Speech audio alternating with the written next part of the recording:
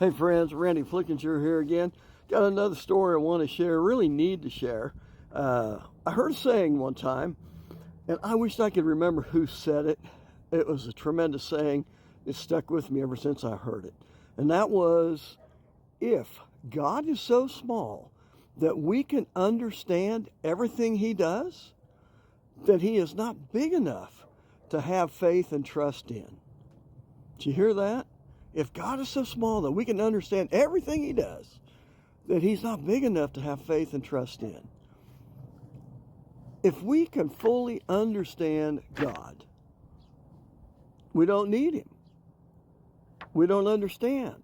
Where is the need, the desire for that wisdom so far beyond what you and I have? It's not there. You know, atheists, I've been talking to one today, cracks me up. Will not listen. You know what he says? It just doesn't make sense. It's a great story, but there's no tangible proof. I ask him, does gravity exist? You can't see it. And yet, if you look around you, you can see the effects everywhere. You want tangible proof?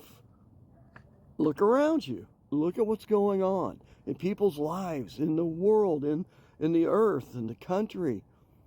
There's actually tangible proof. We just don't want to admit, consider, or acknowledge it.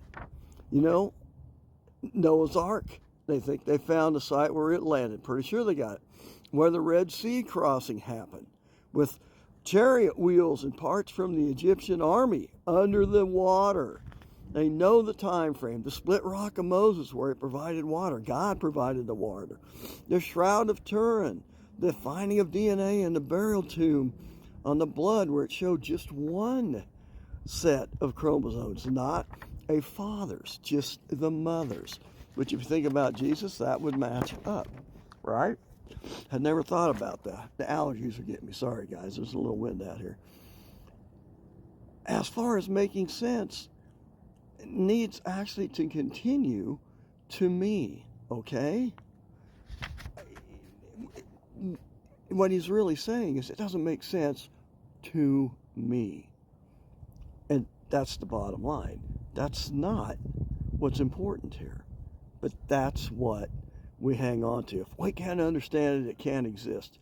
Holy smokes, it's a good thing scientists all over the world haven't held on to that and just quit searching for all the things that they've discovered because they didn't understand how it could work.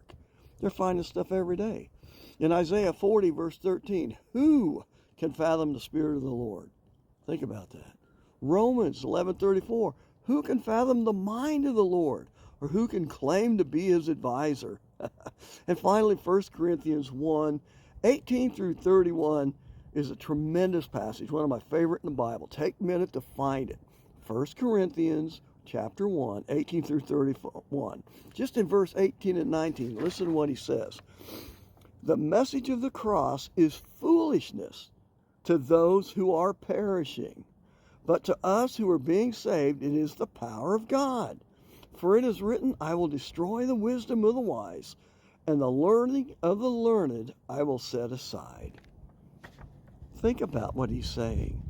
The people who don't want to accept and believe, it's because of their own ego and unwillingness to accept something that they can't fully understand.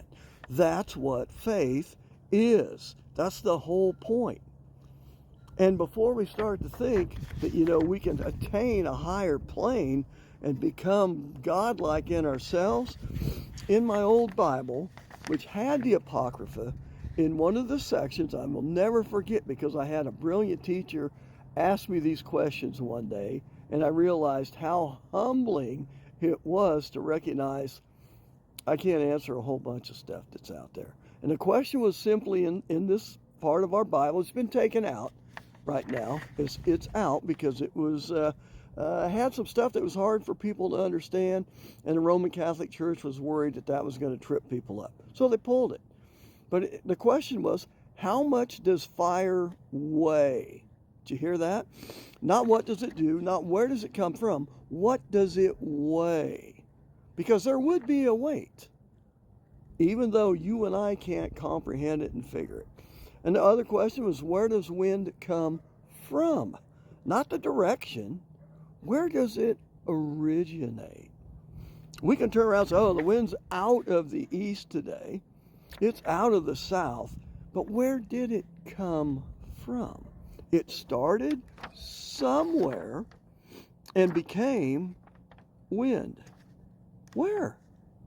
God knows. We don't. And we won't. And that's okay. That's what he's telling you. Have the faith of a mustard seed. Trust me. Believe in me. Have faith in me. That's all you need to understand. From there, you can learn about me, but never forget those basic lessons. You don't have to know everything. Just know I love you and I provide a path to save you. Thanks for listening, guys. Love having you check in, leave messages, post this again, save it as a favorite, share it with your Sunday school class, with your church, with your pastor, youth pastor, whatever the case may be, youth group. That's the whole point of sharing these messages. Love to talk to you again. It's coming up down the road. Take care. Bye-bye.